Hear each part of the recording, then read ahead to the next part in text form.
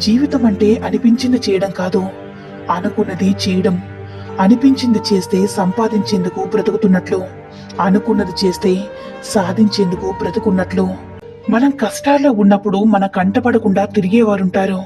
మనకి అదృష్టం వరించినప్పుడు మన కంటపడాలని తాపత్రయం పడేవారు ఉంటారు. ఎప్పటికైనా మన అవసరం ఉండవచ్చని మనల్ని ఒక కంట కనిపెడుతూ ఉన్నవారుంటారు. నిజమైన స్నేహితులు మాత్రం మన కంట కన్నీరు రాకూడదని, మనం సంతోషంగా ఉండాలని కోరుకుంటారు.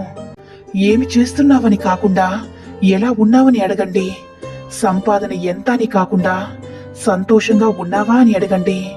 పని ఉన్నప్పుడు కాకుండా పని కట్టుకుని మాట్లాడండి. పోయాక ప్రేమాభిమానాలు కాకుండా ఉన్నప్పుడే నేనున్నానని భరోసా ఇవ్వండి.